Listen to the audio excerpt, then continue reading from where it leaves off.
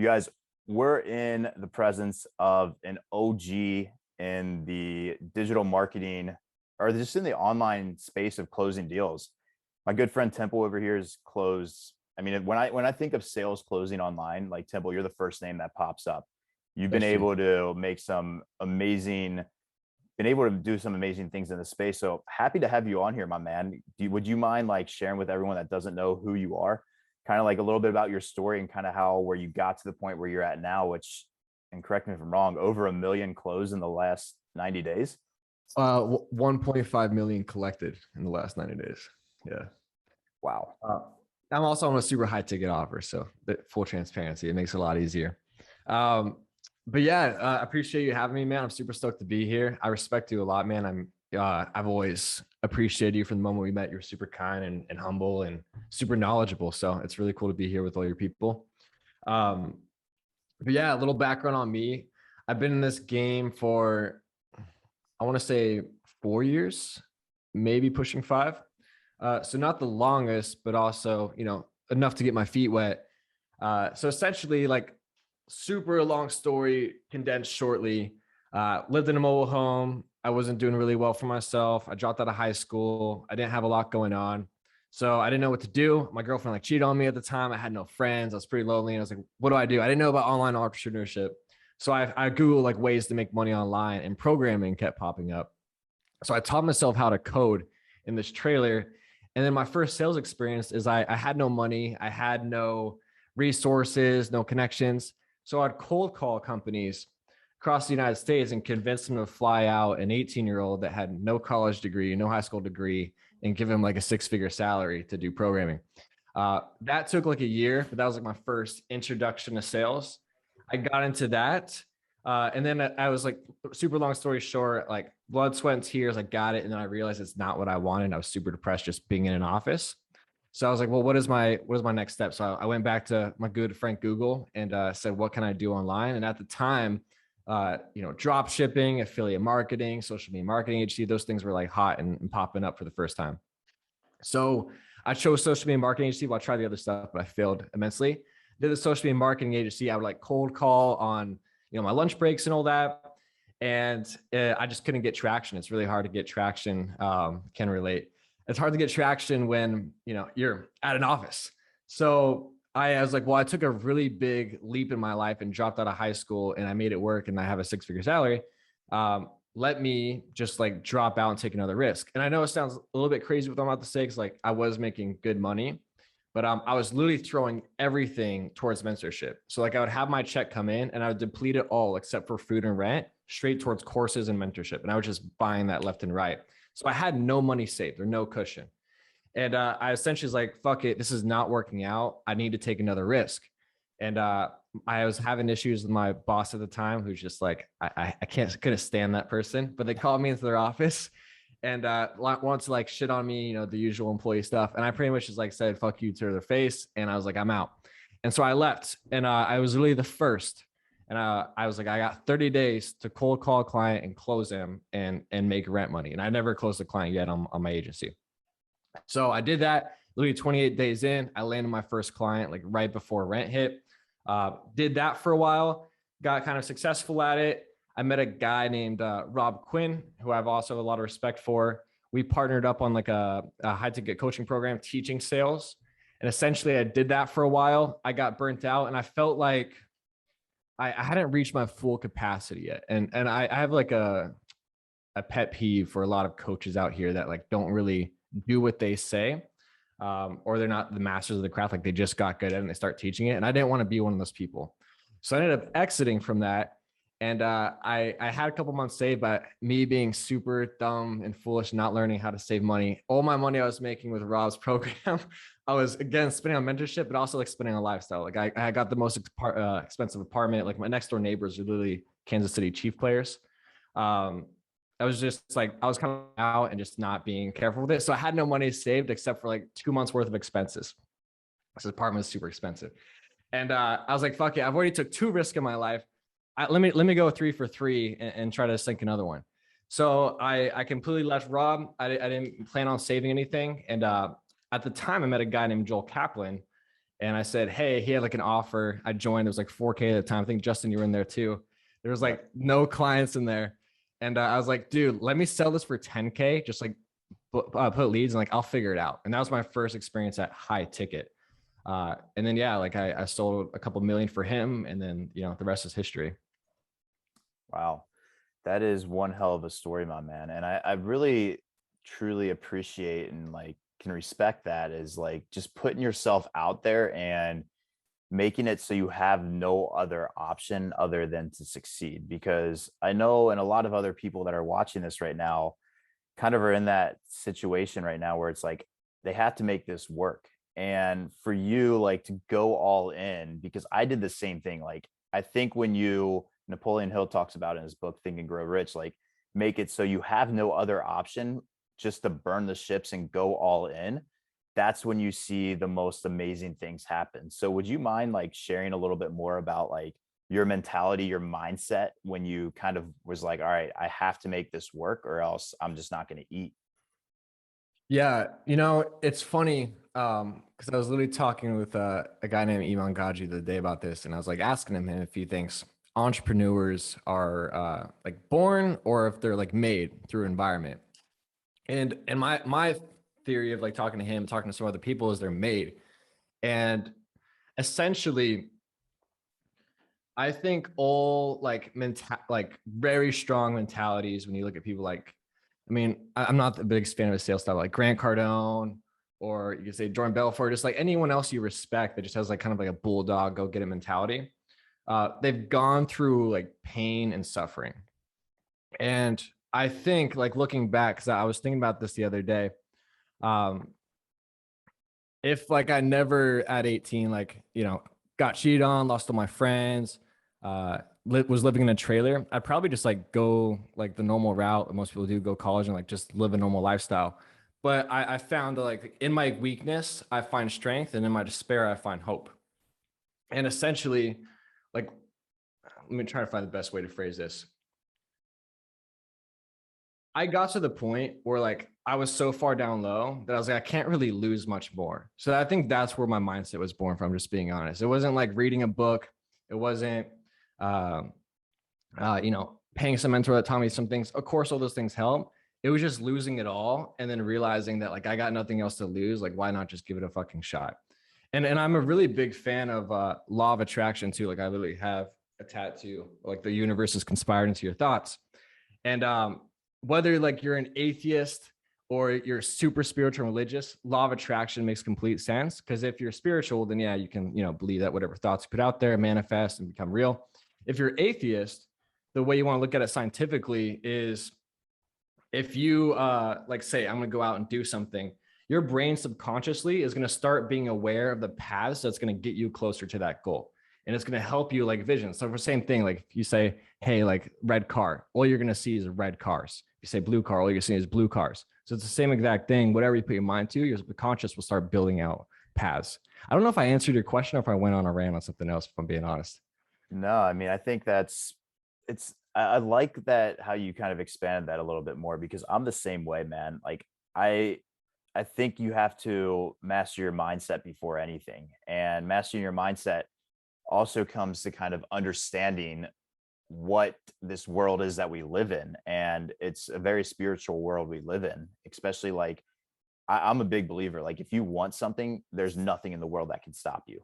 And it sounds like you're on the same page with that too. So I think Yep. like you answer that question perfect, my man. Gavin threw in a chat in the threw in a question in the chat. He goes, Temple, how do you keep leveling up now that you have enough money to feel comfortable? Do you remember the past lessons from during the boats, or do you find ways to artificially burn the boats? Yeah, that's a good question. I like that question a lot. Um, it's funny because like there's two parts to that. One, subconsciously, like I notice a trend as a sales guy, and maybe some agency owners have this too, so I'll just say it. But salespeople and like just anyone who knows how to make money online, they're really bad at like holding and saving, because they're like, oh, I can just go spend 3 grand today at the mall. I'll just go make that tomorrow on a call. And like that's like my mentality. It's like I'll just go make it back tomorrow in an hour. And so I've always been really bad at saving until like recently, like I realized it's just a really bad way and super toxic. So I've gotten on that. So to answer your question, like, do I have that mentality and all that? I do, just because I've been through it. And the thing is, man, like this is life. And I was talking the other day with a mentor because like right now I'm still dealing with tons of personal shit in my life. And this year's been probably one of the most challenging yet. And I was pretty much like asking, like, when does it fucking end? Like, you know, I'm making the money, I got the penthouse, I got the great friends. Like, when does it end? Like, can I just relax? And he's like, dude, it doesn't end. And he's like, if it ended, like life wouldn't be fucking enjoyable if you had no challenge. You just sat around just eating and binging and drinking. So he's like, you got to look at it as a video game. There's always challenges, and that's what forces you obviously to level up. So in terms of your like questions, like, yeah, like those past lessons help immensely, but it's not like I have to reprogram myself now that I'm quote unquote successful to keep thinking, because you're still going to have challenges no matter how successful you are. I mean, I know guys that are making 8 figures that are dealing with the craziest shit. Yeah. And I mean, I can be right on there with you, man. I think it's once you reach like a level, you're there's another level. There's never like an end goal. And if you have an end goal, that's the first thing you got to get rid of is understanding that if you want to really truly be successful, I mean, at least for me, finding success and being successful is like reaching your ultimate potential. And the cool thing about potential is it never really ends, and Yep. like I think that's why, me and you both, I have the same story. It's like just keep reinvesting back into mentors, and I respect the hell out of that. So when you talk about that, would you mind diving in a little bit more deeper on like what your mentality was of like, because a lot of people in this space, it's one of those things in the online space, it's like the magic pill type thing. Like one thing's going to work and click and boom, you're going to become a millionaire overnight. Like that doesn't Yeah. exist. And I think the people that really see success and see not even success, but see the next levels, understand the concept that you were just talking about there is like, it's a video game almost. Like you have to keep leveling up. And in order to level up, you got to find the right people. So like, would you mind diving in a little bit more detail on like your philosophy and why you like keep investing in yourself? Yeah, man. I don't know where it comes from, if I'm being honest. I think I was just like super gullible at first, and I saw a lot of ads online at the time that were like super scammy. Those like old school, like drop out high school, became a millionaire overnight kind of ads. Uh, and I'd buy them. And yeah, I bought a fuck ton of courses that were complete garbage and wasted a ton of money.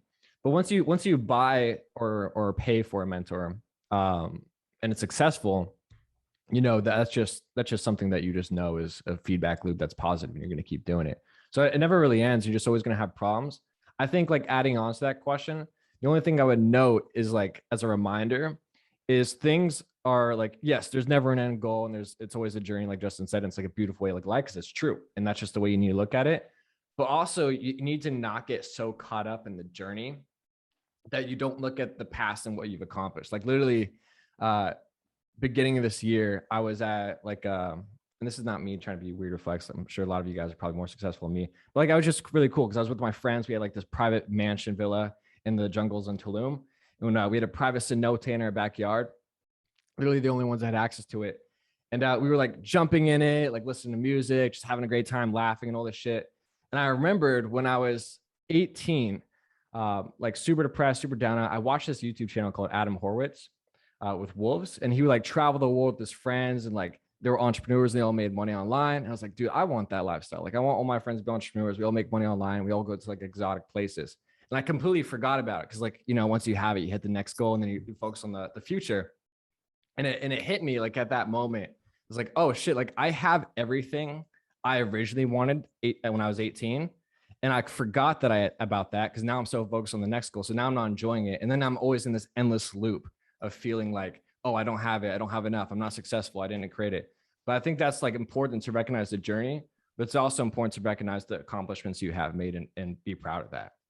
That's facts. It's really easy to get caught up in everything, especially in like a go, go, go mentality world where it's like, you know, we've done a lot. Like everybody on here, like you guys should all take a second and just, regardless if you just got started today or if you got started literally a month, 2 years ago, like, I mean, take a second and realize like most people aren't even doing what we do. Like most people just go and they do what they're, the society tells them to do. It's like, that's the first step, is just like understanding like, yo, like you did, like you made the first step of the leap of faith. And then the next step is like you're hitting your milestones. I know a lot of people, it's like 10K is like the first one, 50K, 100K. And it's like you just keep going up and up from there. So I like that, man. I like that you talked about like having to take a second to step back and realize and give yourself props for how far we've all come.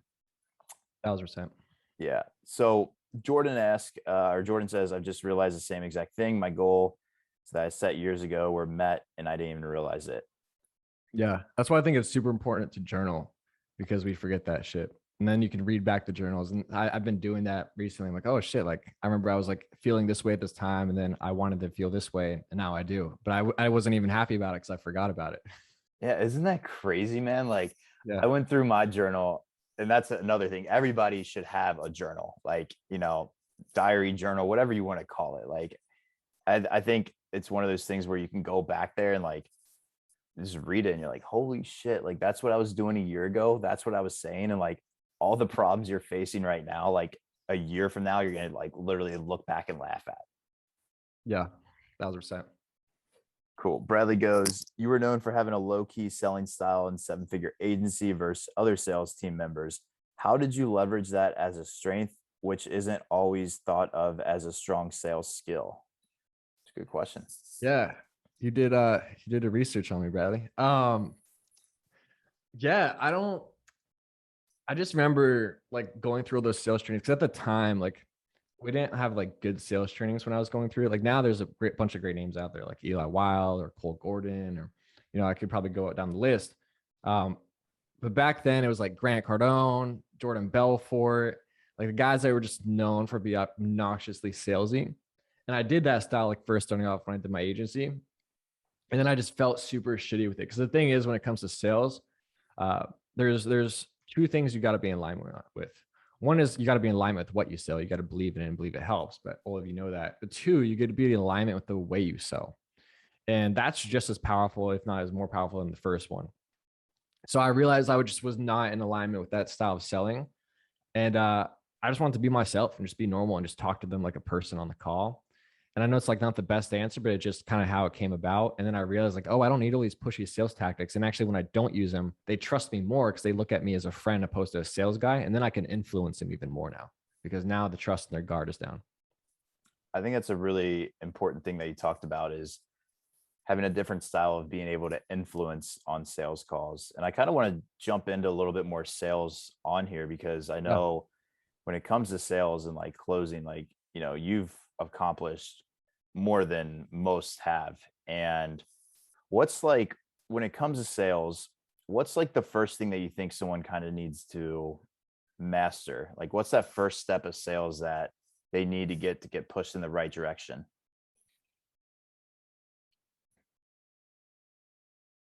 Leadership based sales. So what I mean by that is like, don't go through like a sales process and be a closer. You want to view yourself as like a coach or consultant that call. And what you want to do is like, when people have like resistance or they're down, like they're just not moving forward. What most people do is they go to the rebuttals, right? Where they're like, oh, I got this rebuttal memorized. Like, oh, but you're gonna make this amount of money back. So like, why wouldn't this price be worth it? And like all those like classic sales frames. But what do you want to instead do is like act like it's a coaching call. So what I do is like, when people have like resistance and fear and all that, I don't talk about how much money they're going to make, all that. I actually do focus on their identity, and I change their identity and the way they view themselves.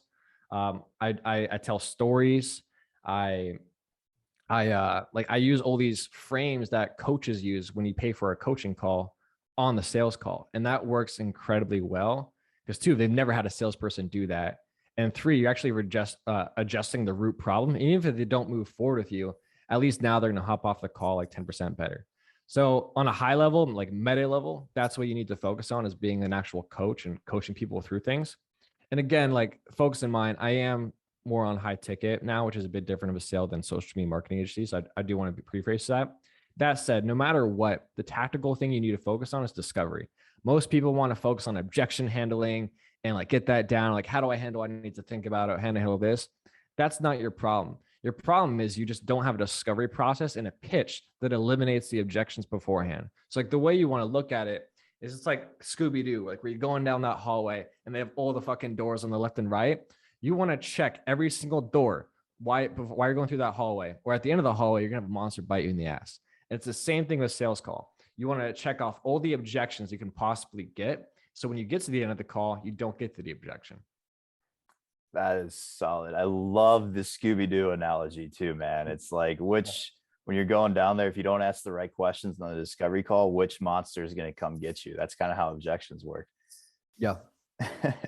I like that, man. And you talked about a little bit earlier when you first started answering that question about framing. Could you elaborate a little bit more on like how to frame calls the right way, and like what you've developed over the years of within the sales process, and like how you frame things? Yeah. So you're talking about like the beginning of the call frame? Yeah.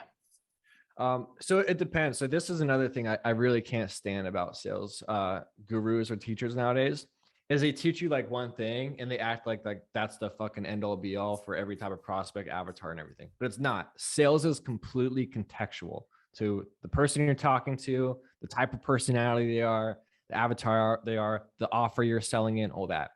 That said, the easiest way to diagnose the context, excuse me, is to look at buyer sophistication. So there's lower buyer sophistication, and then there's higher buyer sophistication. So what I mean by that is lower buyer sophistication, someone that's like a low sophisticated buyer, they probably haven't bought too many programs in the past. They're not really that aware. And they're just trying to get their needs met.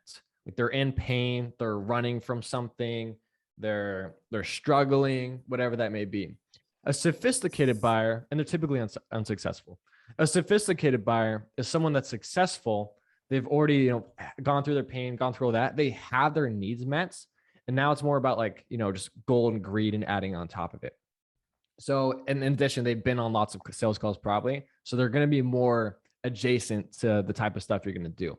So if I'm on the beginning of a call, it depends if I'm talking to like a lower sophisticated buyer, unsophisticated buyer. If I'm talking to a lower sophisticated buyer, I'm just going to do the classic frame of like telling them how the call is going to go, if we can help, push them in the right direction, blah, blah, blah. If it's a high sophisticated buyer, I won't do any of that. Because if I do that, it's immediately going to set me off as a salesperson and they're going to turn off. So like the offer I sell for Cole Gordon, I really just hop on like, oh, so dude, give me the rundown. What do you got going on? And I just go straight into it. And they appreciate that because I'm just talking to them like a human opposed to a salesperson. I like that. I think it's also very important that you touched on the fact of there's not like one certain script or one certain like saying that you have to say in order to close deals. Like, again, it kind of comes back to the whole magic pill thing. Like there's no such thing as a magic pill in the online space. Like, yeah, there's scripts, there's processes that have worked for people. And like, that's what, myself and I'm sure Temple and you guys at Cole Gordon, you guys have like processes like, hey, this is what's worked for us. Use like study it and learn from it, but like develop your own. I think that's very important that you brought that up. And what I want to do is I'm actually going to take this off the Facebook Live and open it up for just like a live Q&A with everybody that's in the High Ticket Freedom that's on here right now. Is that cool with you, Temple? Awesome. Yeah, I'm done. Cool. So we just went off the Facebook Live. So all of you guys that are on here right now, it is your time to shine and get some free advice from the man himself. And I promise you, Temple, I don't even know if you even do this, but like if you did, you'd probably charge thousands just to share some of this advice with people. So if you guys have a question, put a Q down below. We'll go in order. We've got roughly 30. Temple, you got until 1, is that right? Yeah, I got 30 minutes. Okay, perfect. We're perfect. So we got some Qs coming in. The first one I saw in here was Andrew. So Andrew, if you want to come off mute and just shoot your question, my man, and kind of explain a little bit more about it, jump into it.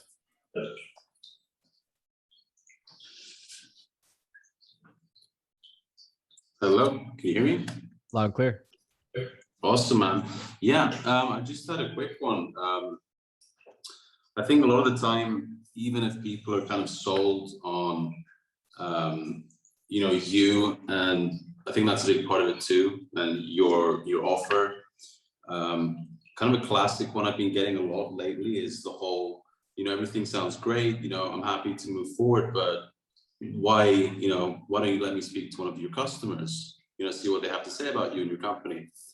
And it's been throwing me off a lot because we're not the oldest guys in the space, like we're relatively new. we don't have a bunch of testimonials or people to kind of back us up in that sense. So it leaves me at a loss, you know, it kind of puts me at a standstill. And yeah, I just wanted to see what your take on that would be. Yeah, definitely. So it's interesting, right? Because like when I'm in high ticket sales now, I don't really get that anymore, just because like people like they know to check out the case study page after the VSL and book a call, and they just know that's not really the norm. When I was in agency sales, I got that all the time. And the way I handle that, this is more like a rebuttal, but it worked quite well. So I'll just give it to you. And essentially say, so like, yeah, man, like truth be told, I just don't do that anymore. And for two reasons. First reason, what I'm going to do, you might want to mute yourself, bro. I'm sorry. I got feedback. Boom. So the first reason is I'm just going to give you people that already love us and that were successful with us. I'm not going to give you someone where their campaign completely tanked and they didn't do well and they didn't get what they needed. And the second reason is, well, that takes time, right? And they're already handling all the leads coming in. It's like, let me ask you, like, if you were on, would you want me to give you someone every single day you need to talk to and tell them about our program? Or would you just want to be actually, implement it? And what we're doing here is two things. One, by telling them like you have failures, you're building up the trust. Because like what people do when they're on sales is like, oh, like this success, we're going to accomplish this for you. Sell this dream, sell the dream, sell the dream. But by like pointing out the obvious, and I'm just kind of like pretty much saying they're stupid without saying they're stupid. Like, dude, I'm just going to give you the people that were successful with us. I'm not going to give you someone that hated us. So like, I'm pointing out that like what they're asking is dumb because like it's just not going to give them the clarity they're actually looking for. And then two, I'm showing like trustworthiness by talking about failed campaigns and all that and showing that's real and that this game actually does happen. And then three, with the other thing, like that's just a little, they're not going to want to spend that time doing that. So you kind of just put it in their shoes. I hope that helps. Solid, dude. Andrew, did that answer your question, man? Yeah, I just had one, just a part two to that as well. I've been looking a lot into kind of NLP lately, just about mirroring people and, trying to, speak from where they're coming from as well. Have you had that kind of experience where you notice there's a shift when you actually do that more often, or? Dude, I've never studied NLP, if I'm being honest with you. I want to one day. I don't think it's useless. But I've never studied it. I know nothing about NLP other than what it stands for, neuro linguistic programming, I think. What really matters, man, is because like people get so caught up on sales with like learning like NLP or like this objection handling process or anything. But it goes back to the first thing I told you about. If you have a streamlined discovery process where you like check off every single box and you ask questions in an insightful, thoughtful way that they've never had questions asked like that before, and you're showing them problems that they're not even aware of that they came onto the call, that's what builds trust and that's what builds conviction. That's what builds certainty. Not like, okay, they put their arm up, so let me put my arm up, or they're leaning back, so let me lean back. Like that's the stuff that like it doesn't get you that far. It gets you probably like 2% across the line, where the other stuff gets you like 50% across the line. Gotta go down the Scooby-Doo hallway, man, and just get the right ghost out. Gotta start ghost hunting, Dude, that is such a good analogy. Yeah, I think a guy named Mike told me that years ago. It stuck with me. I like it. John Victorino, want to come off mute, my man, and ask questions. And for anyone else got any questions, first come, first serve, just drop a Q in the chat.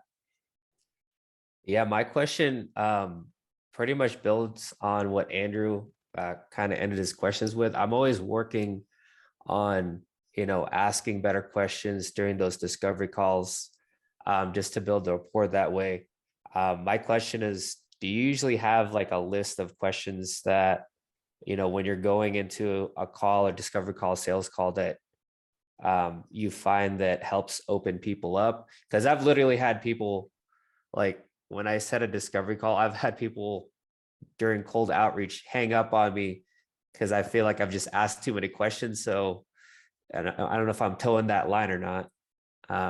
Wanted to hear your thoughts on that. Yeah, man. So when I ask questions, I have a notepad, and then on top left of the notepad, I have all the things that I need to check off. And I pretty much, and I'm not the best coach at right now, because like I kind of stopped doing that the past couple weeks. But that said, normally throughout most of my career, I have problem slash pain, so I need to check that off. And then I have money slash finances. I need to check that off. Then I have trust, need to check that off. I have solution questions. What have they tried in the past? Have they been burned? Check that off. And then I also have timing. Is it a now thing? That kind of thing. And I think there's a cost of inaction, COI. So I have all those things.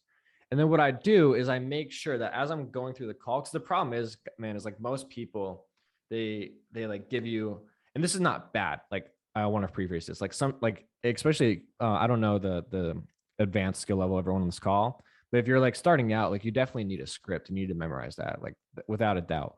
That said, when you start getting really good, you don't want to rely on a script because it's rigid. And what happens, man, is like, if you're on a call and like someone says something like, oh, well, you know, if I don't get these leads fixed, like, I don't know what's going to happen. And then like, that's like, he's starting to dive into cost inaction, but then you're like, oh no, cost of inaction is at the bottom of the script. Right now I'm talking about something else. So he says, how much money is in your bank account right now? And then it's like completely incongruent with what they just said. So the reason I like that notepad style is I can have the flexibility of moving around the call. And if they give me like a cost inaction layup, I'm just going to go straight into that. If they say something about finances, I'm going to go straight into that. And that way I can fluid on the call, but I can also make sure I just check it off and get everything I need before I go to the pitch and discovery. That said, to like give you specific questions on what you should ask. I don't know your market, I don't know your avatar. And again, everything's contextual, but no matter what, on every single discovery process, and I do not see this happening, is you need to chunk down. What I mean by that is you need to turn stories into numbers and facts. So I'll give you an example. When I had a real estate agency, or excuse me, social media marketing agency, we went after real estate agents. And real estate agents, as a gym owner, as a chiros, pretty much anyone in brick and mortar, are notorious for hopping on, talking about how everything is going great. And they're just looking for more leads and all this shit and blah, blah, blah. And then they ask you the price of the leads. So that's great. Those are stories. But what happens is when you turn those numbers turn those stories into numbers and chunk down. And by that, I mean saying, okay, so the last 30 days, exactly how many leads did you get? Okay. And how much did you pay for those leads? Okay. And how many did you actually connect with? And how many showed? And how many did you actually have an in-person showing with? Okay. And how many closed? Okay. And most of the time, dude, those numbers are going to be like 0, 0, 0, 0, 0, or like super little. And it turns that whole like, oh, they hopped on, great momentum, all that. It's like, oh yeah, they just admitted out loud that they're fucking sucking right now.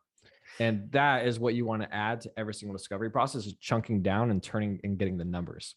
And I do that and it works super well because they just admit, and it's a super classy way of showing them they don't know what they're talking about. And then I can use that for so much ammo everywhere else on the call. Perfect. Thank you. Yeah.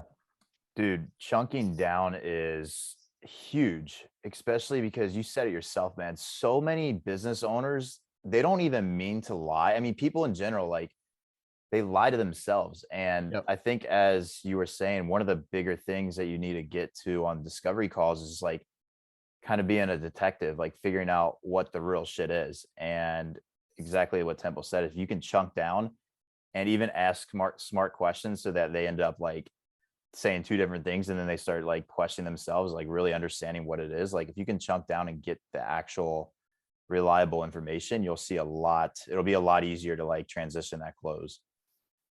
Yeah.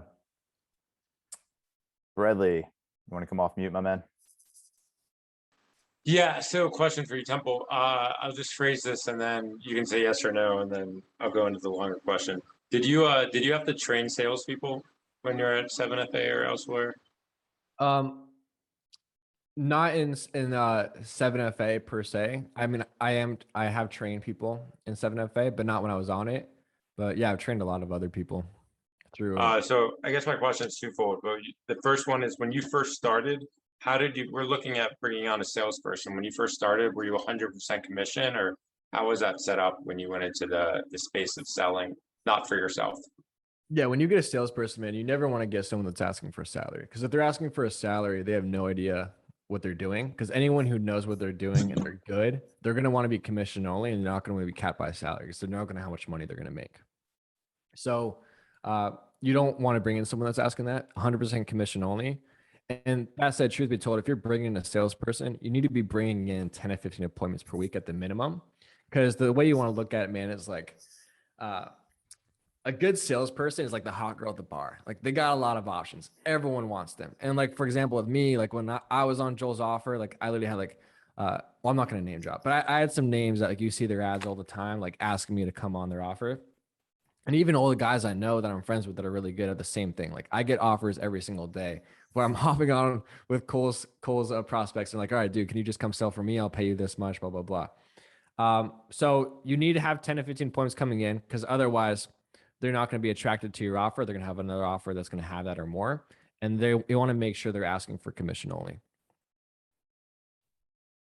Thanks. Yeah. Put it in the chat, I think would help with that too, because I kind of went through that as well. Is like, if you have someone that, as far as sales, like it should be 100% commission, because that way they're hungry, and you want someone that's super fucking hungry. Whereas if they're on commission, they're going to get comfortable. Right. And like at that point, they're almost like, just like an employee that just does day-to-day tasks. Right. So I think it's way better to have them on commission for sure. Yeah. No, I see this all the time. Like even for setters, I have people hop on, I'm going through the numbers, and the setters like show rates suck. The closing percentage that they lay up to the closing, can't even talk. The closers suck. And it's just all horrible. And then I find out that they're paying their setters salary. And that's why, because they're pretty much just like a glorified VA picking up the phone, going through the motions and not actually selling. That's solid. So you recommend with setters, same thing, treat them like a sales rep? Yeah. Commission only. Pay them $200, $300 for every set that closes. That's solid. And this is kind of a broad question for like, I guess, setters and closers and maybe just employees in general. What have you found to be kind of like that threshold of, okay, this person's getting it, or we put in so much time with this person and it's just time to cut them off?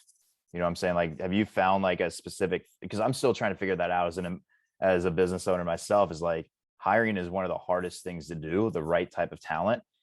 And I'm always curious, like from other people, especially yourself, like, have you found like a time period that you usually give for that?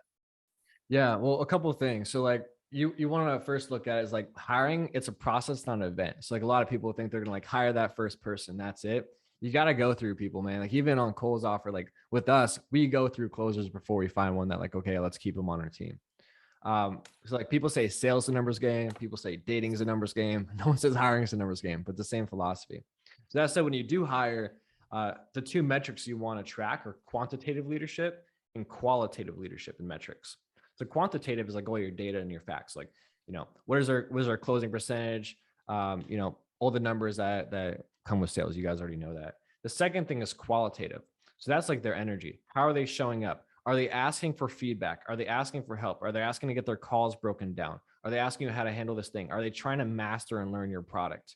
Those are all the things that it's going to show you if they're an A player or not. Because I can get someone with a bunch of skill, but if they're not asking for feedback from me, they're not asking for this and going out of their way for it too, they're not hungry enough and they're not going to ever succeed. And that's not manageable. I can't just keep telling you like, hey, I need to review one of your calls, show up and bring me one of your calls. They need to be coming to me for feedback. So that's what we look for, especially when we hire someone. If they're not asking us questions and like being extremely aggressive in terms of improving, we let them go, even if they're good. That's good. That's good info. Gavin, question about scarcity and urgency. Go ahead and unmute yourself, my man. Yo, I'm on my phone now because my Yeah, you kind of sound like a robot. was having issues. Can you speak okay? You sound like a robot right now, bro. Do I? Damn, hold on. Let me turn off my camera. I think your camera's off too. Yeah, can you guys hear me? Not really. Try to ask your question. If not, you can throw it in the chat.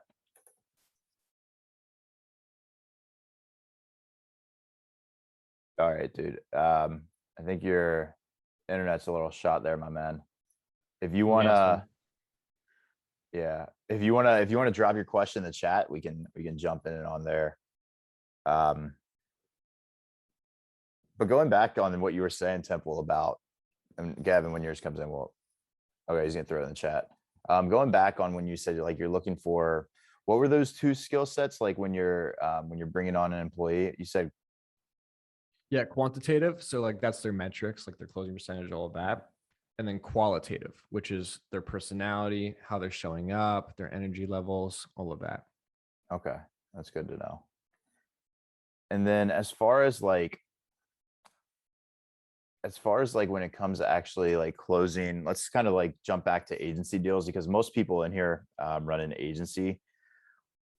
If you could give like one piece of advice, like to yourself going back, like let's say you're back to Temple, like you went all in on your agency, what's like the one piece of advice you'd give yourself just in general of like building the business or just like sales? Is there anything that comes to mind? Yeah, well, I won't speak to building the business because when I was running an agency, and this is what got me so good at sales, I think, is I sucked at fulfillment. So I literally never had a client re-sign on after 1 month, ever. And even if I like got the 3 month, 6 month commitment, like they still like chargebacks and cancel. So I was always in this fucking loop of like cold calling, closing, and knowing at the end of the 30 days, I had no recurring coming in. I was starting from scratch. So it was a hustle. But in terms of like getting good on the sales side, that I can help out with game tape. So when I first started off, when I like took that leap in that 30 days, like I paid for all that mentorship prior and stuff, but I couldn't keep paying for mentorship because like obviously I had to make rent. So what I did